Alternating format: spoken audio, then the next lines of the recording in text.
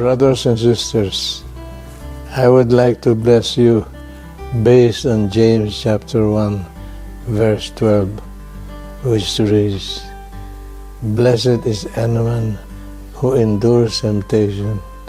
Such a one is to the test and will receive the crown of life that the Lord has promised to those who love Him." May you be blessed as you endure, standing firm in faith when trials come. May perseverance shape your character, deepen your love for God, and anchor you in hope. As you remain faithful, may you experience the joy of knowing you have stood the test. Walk forward with courage, brothers and sisters, knowing that God honors those who love Him and are steadfast until the end. In Jesus' name, amen.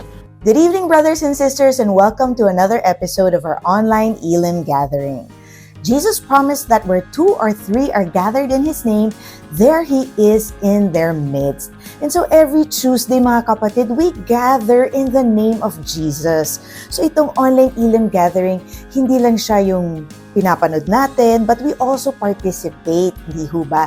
And this reminds me of the 2 disciples, when they were on the road to Emmaus and they were so feeling sad kasi namatay si Jesus and they couldn't believe that the news that He was resurrected.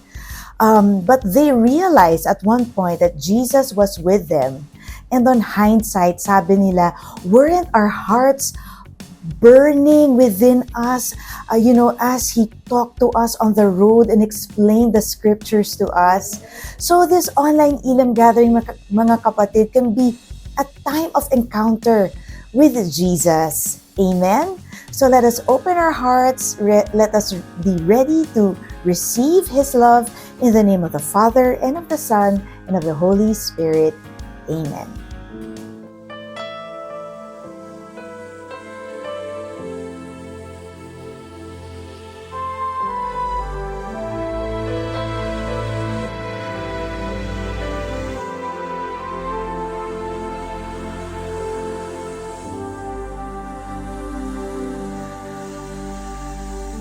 You are all that I've been longing for, my precious Savior.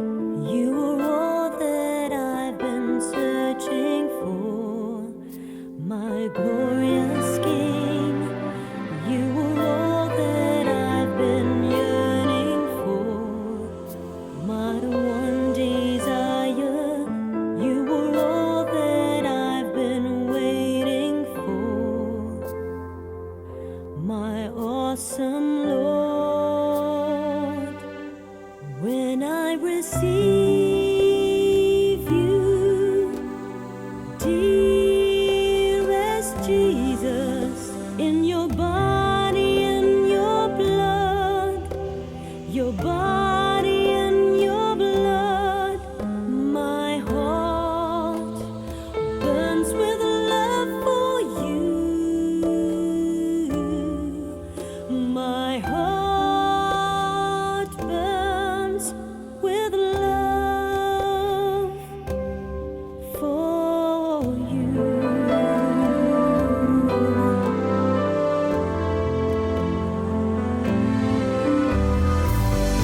You are all that I've been longing for, my precious Savior.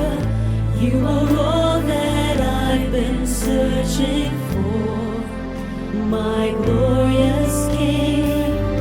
You are all that I've been yearning for, my one desire. You are all that I've been waiting for, my awesome Lord.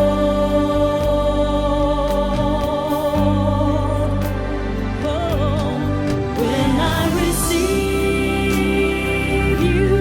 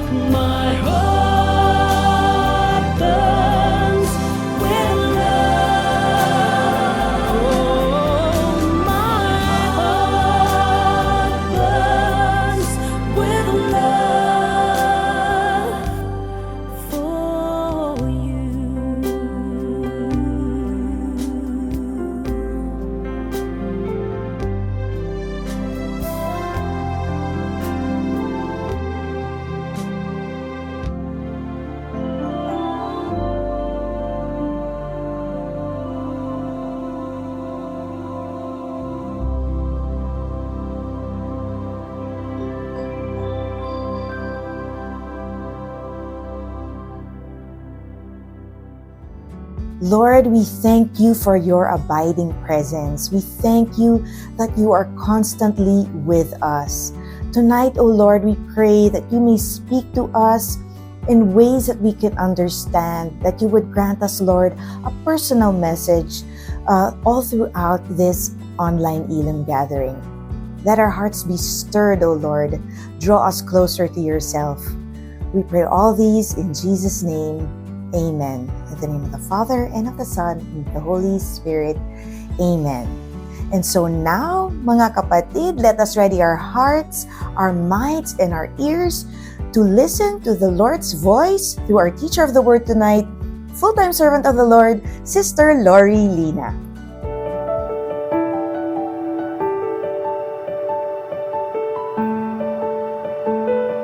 Alam ba ninyo mga kapatid, mula nung nag-join ako ng Elim noong 1987, ang isang talagang kumbaga diniin sa akin, sa aking formation bilang isang bagong Kristiyano sa Elim community, ay ang unahin lagi ang Diyos. God first. At itong natutunan ko through the years sa pamamagitan ng pagtuturo at pagdi-disciple ng ating mga elders, si Brother Willie at saka si Sister Luli. Ngunit ngayon sa ating bagong pamunuan ay ginawa na nila ay kumbaga ipinagsama-sama ang pamamaraan ng pamumuhay at pagtuturo sa ating tinatawag na Elim Statutes and Way of Life, na kung saan ay talagang isinulat inisa-isa na kung ano ba talaga ang batayan ng ating pamumuhay. Matanda na kami at maaaring aabot ang panahon hindi namin kayo makikwentuhan, pero dahil na isulat na sa Elim Statutes and Way of Life, maipapasa na sa mga susunod na henerasyon kung papaano ba tayo ganap na magiging mga Kristiyano. At ito'y sa pamamaraan ng Elim Statutes and Way of Life. At ang isa dito ay itong number 11, we embrace a God-first culture, loving Him above all and seeking first His kingdom and righteousness. Kung titignan ninyo, at ito talaga wisdom ng ating mga elders, sinabi nila, we embrace a God-first culture. Ano ba yung ibig sabihin ng embrace? Hindi ba kung ine-embrace mo, ibig sabihin, minamahal mo. Yung to embrace is hahawakan mo closely, willingly, lovingly, enthusiastically, yung masaya talaga. Sino ba yung ine-embrace natin? Hindi ba yung mahal natin? Maaaring nobyo, maaaring asawa. Ine-embrace natin ang ating anak, ine-embrace natin ang ating mga magulang, ine-embrace natin ang ating mga baby, ine-embrace natin yung mga kaibigan natin, lalo yung mga hindi natin nakikita for a long time. Nag-e-embrace tayo to congratulate one another. Meron na rin uso ngayon, di ba? Group hug. Pag-embrace sa Tagalog. Napakaganda, sabi, yakapin. At yung pagyakap na buong kusa, hindi pinilit, may pagmamahal, may kagalakan. So kapag sinasabing we embrace a God-first culture, ang ibig sabihin lang ay dapat ay tanggap natin ng buong buo yung uri ng pamumuhay na itinuturo sa atin dito sa Elim, yung God-first culture. At ito yayakapin natin ang pamumuhay na laging inuuna ang Diyos. Minamahal siya higit sa lahat. At unang hinahanap ang kaharian niya at katuwiran, ang kaharian niya at ang kalooban na nais ng Diyos para sa atin. Siyempre, ang mga ito na nakasulat sa statutes ay batay naman sa salita ng Diyos. Unang-una na sa Mark chapter 12 verse 30, you shall love the Lord your God with all your heart, with all your soul, with all your mind, and with all your strength. Kaya mahalin mo ang Panginoon mong Diyos ng buong puso, ng buong kaluluwa, ng buong pag-iisip, at ng buong lakas. Ano ibig sabihin nun? To love God above all. Ibig sabihin, mamahalin mo siya higit sa sarili. Lagi mo siyang uunahin. Higit sa iyong, sa iniisip mo na okay para sa iyo. Pero ang dapat tanungin, hindi ba kung ano yung gusto ni Lord? hindi yung kung ano yung gusto ko. So, we love Him more than ourselves and we love Him more than what we want. Kahit ano yung gusto natin, ang importante, yung gusto ni Lord. Kuminsan yun nga ang sukatan eh. Ano bang will ni Lord? Yun bang gusto ko o yung gusto ni Lord? So, matututo tayong kumbaga himayin at alamin, ito yung will ni Lord, ito yung will ko. At ang susundin natin, yung will ni Lord. Diba? So we will also love Him more than our family. At ito challenge ha, more than our property. Kung ano man yung mga pag-aari natin, more than our business. Why is that? Why is that? Bakit kinakailangan to love God above all? Kasi kapag minahal natin ng higit sa lahat si Lord, makukuha natin at mangyayari sa buhay natin yung gusto ni Lord. At dahil yung gusto ni Lord ang perpekto, yun yung tamang-tama, yun yung kinakailangan natin, yun ang higit sa lahat na makakabuti sa buhay natin. Yun ang higit sa lahat makapagbibigay ng blessing sa buhay natin. Kasi si Lord ang may gusto, siyang may plano, at sino bang makakaalam more than Him, even more than us? Kasi tayo lamang ang kanyang mga nilikha. So it makes sense that if you love Him above all, alam natin na kahit na ang pagpili natin sa Kanya higit sa ating sarili, higit sa ating kagustuhan, it will be for our own good. Tayo yung mabe-bless nung ganitong uri ng pag-choose sa ating buhay. Yung God first culture ay batay din sa isang very familiar verse at ito'y Matthew 6:33. Malamang kung ikay nasa ilim, marami ng pagtuturo ang natanggap mo tungkol sa Matthew 6:33. Ang sabi diyan, "But seek first the kingdom of God and His righteousness, and all these things will be given you besides." Unahin ninyo ang mapabilang sa kaharian ng Diyos at ang pagsunod sa Kanyang kalooban, at ibibigay niya ang lahat ng pangangailangan ninyo. Ang lahat ng pangangailangan natin. Grabe kung iisipin nyo, no? What a powerful message ang ibinibigay sa atin dito sa Matthew 6:33. Kasi sabi lang ni Lord, offer to ni Lord sa atin eh. Sabi niya, di ba, na seek first the kingdom of God and His righteousness. Unahin natin na tayo'y laging nasa sa loob ng kaharian ng Diyos. Tatalikuran natin yung old life at aangkinin natin. Sabi nga, i-embrace natin. Sisiguraduhin natin na tayo'y napabilang sa loob ng kaharian ng Diyos. Doon tayo namumuhay. At ang sabi pa, sumusunod sa Kanyang kalooban. Bakit? Para tayong mabless.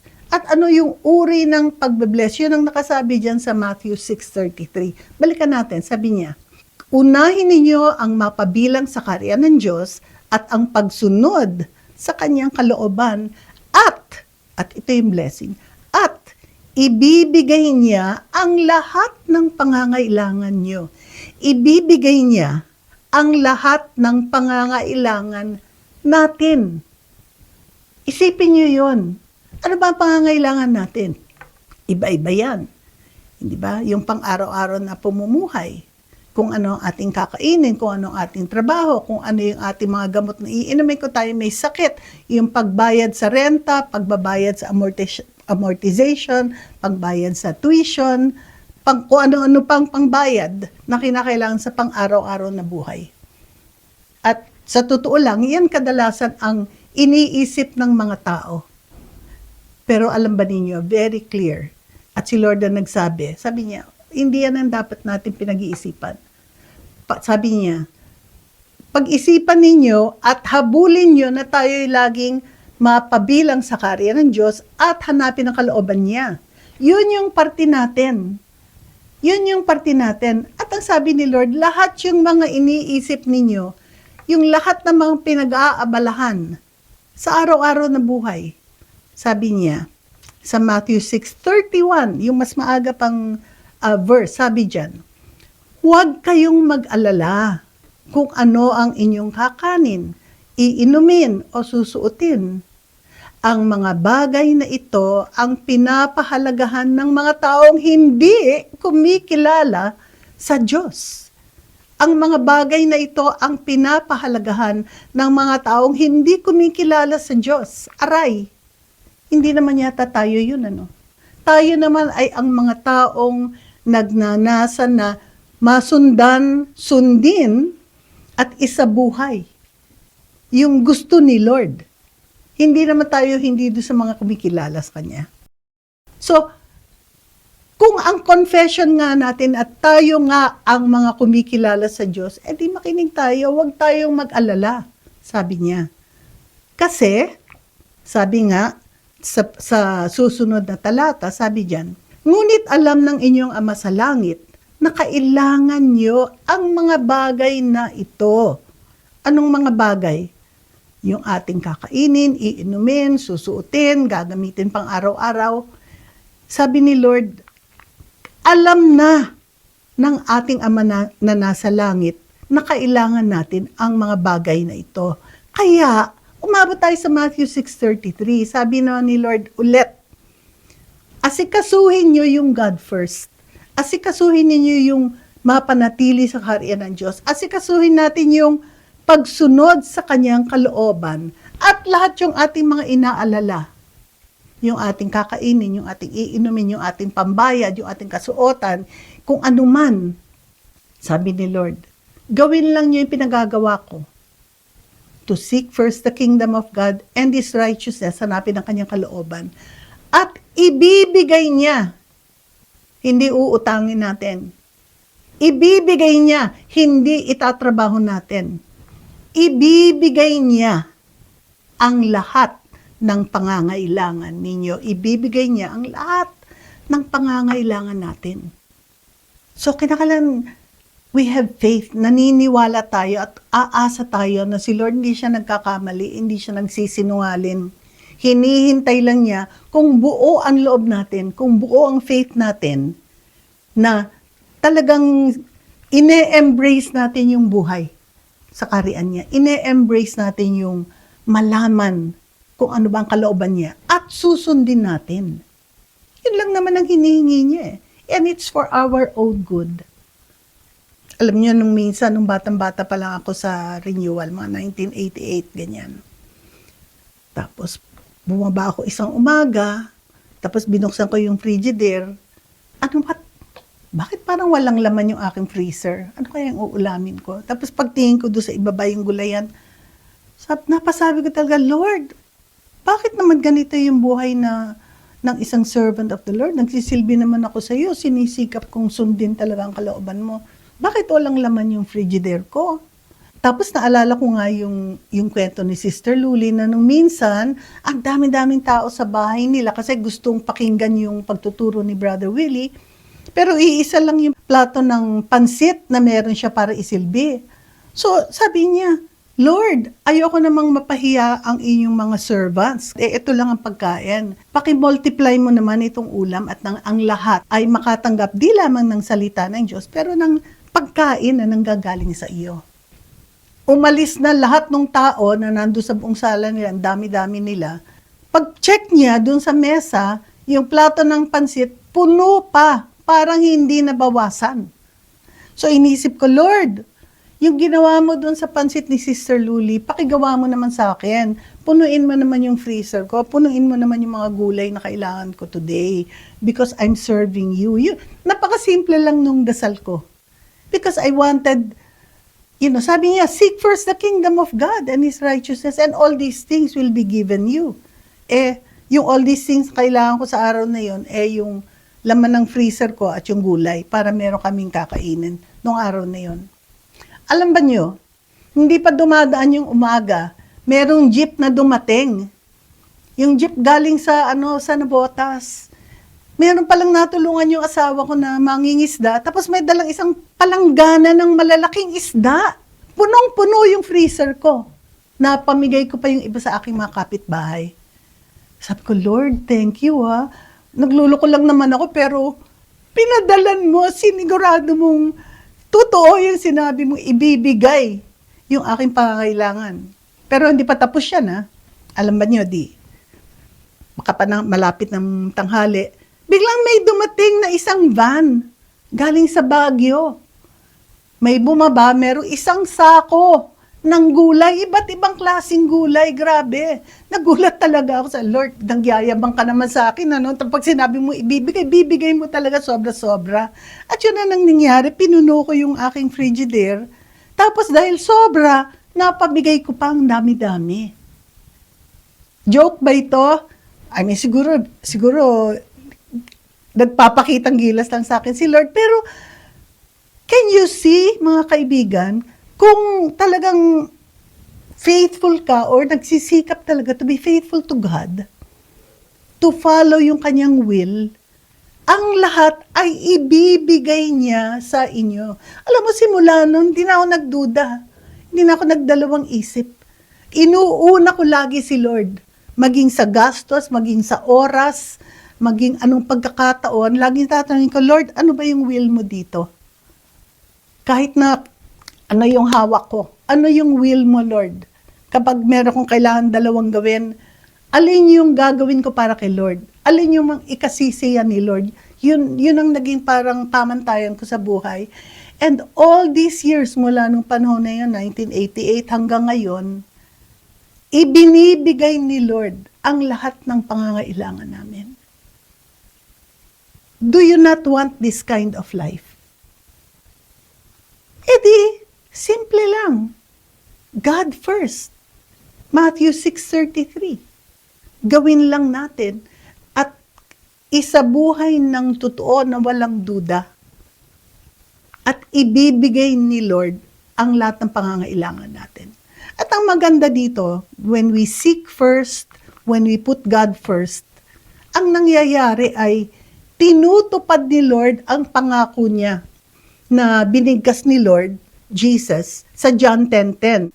I came so that they might have life and have it more abundantly. Ako ay narito upang sila, tayo yan, ay magkaroon ng buhay at magkaroon nito ng may lubos na kasaganahan. Lubos na kasaganahan. Hindi ba't kung ang bawat pangangailangan natin ay ibinibigay ni Lord, hindi ba't yan ang kasaganahan? Kasi yung pangangailangan natin hindi lang naman pagkain, hindi lang naman pananamit, hindi lang naman pera, andyan din yung kalusugan, andyan din yung lumalawak ang ating pananaw, pag-iisip, andyan din yung na-exercise natin ang virtue. Tayo nagiging generous, tayo nagiging mapagmahal, nag-grow tayo dahil tayo nananatili at nagsusumikap na mag-grow in the kingdom of God. Tayo ay nagkakaroon nga ng buhay na may lubos na kasaganahan. Brothers and sisters, kung gusto ninyong lumago dito sa kaharian ng Diyos, kung gusto ninyong magkaroon ng buhay na may lubos na kasaganahan, ang masasabi ko lang, unahin ninyo si Lord. Seek first the kingdom of God and His righteousness, and all these things, lahat ng pangangailangan ninyo, lahat ng ninanais ng nasa puso ninyo, ang lahat ng iyan, kung ito'y ayon sa kalooban ng Diyos, ibibigay niya, makasisiguro kayo, makasisiguro tayo, at tayo ay makakaranas ng buhay that is abundant, ng buhay na lubos ang kasaganahan. In Jesus' name. Thank you, Sister Lori, for bringing God's Word to us tonight. Elim Community's vision is to spread the good news to the ends of the earth. If you wish to be part of this work of evangelization, please give your tithes, love offerings, and donations to the following accounts.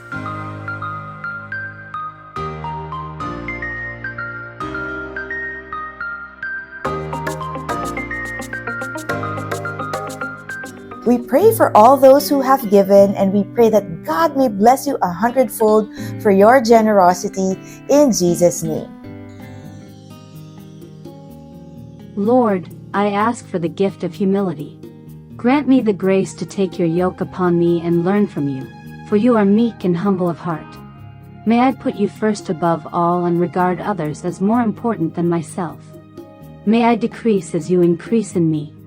May I grow in the virtue of humility in this year of preparation for our Golden Jubilee. In Jesus' name we pray. Amen. Prayer to the Lady of Elim.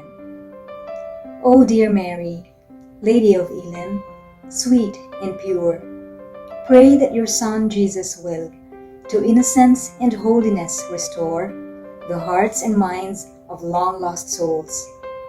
Pray that the seed of glad tidings, sown in our hearts, will stir us to great hope, faith, and love.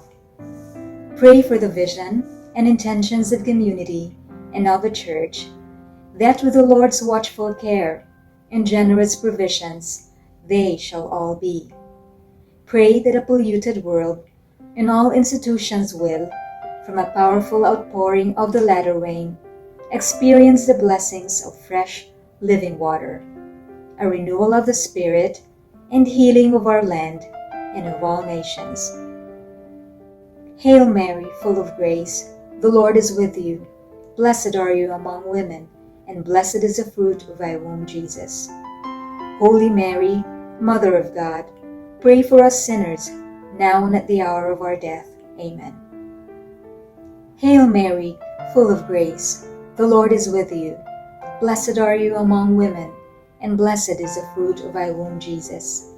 Holy Mary, Mother of God, pray for us sinners, now and at the hour of our death. Amen. Hail Mary, full of grace, the Lord is with you. Blessed are you among women, and blessed is the fruit of thy womb, Jesus. Holy Mary, Mother of God, pray for us sinners, now and at the hour of our death. Amen. Elim Missions Prayer. Lord, I make myself available for the ministry of missionary evangelization, on my knees or in the mission field, within our borders or on foreign soil, for a single soul or for the multitudes. Empower me for abundant soul winning. By your Spirit, make me an instrument of your love and mercy, a witness bold and unashamed, and an inspiring bearer of the good news. Send us the laborers, technology, and resources to reach the world. Help us break barriers, overcome obstacles, and penetrate new territories, that all the peoples of the earth may know that you are God and there is no other. And to all those we reach, Lord, raise them up to become your true disciples. Here I am, Lord. Send me. In Jesus' name, Amen. Lord, thank you sa iyong pangako sa John 10:10. At thank you rin na binigyan mo kami ng pamamaraan na kung paano makakamit ito. And this is to seek first the kingdom of God. Unahin ka lagi. Ano man ang desisyon namin, Lord, bigyan mo kami ng wisdom para maisagawa namin na ikaw ang unang-unang hahanapin at ikaw ang unang-unang susundin. At kami makakaasa na you will do your part, ang lahat ng aming pangangailangan. Kayo ang mananagot. You will give in accordance with your love. We thank you for this in Jesus' name. Amen. And that's it for our online Elim gathering, mga kapatid. I just want to encourage you, if you receive that special touch or message from the Lord, continue to dwell on that. And I just pray that we may all be witnesses of His love this week. Bye! God bless you!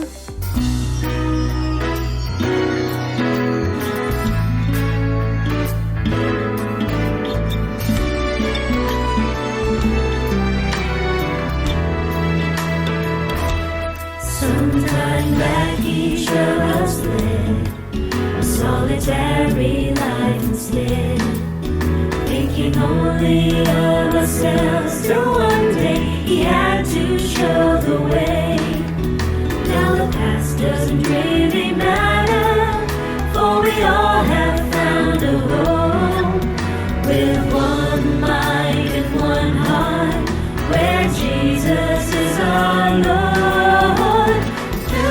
with joy and laughter. We have found each other. Here at Elim, we have love.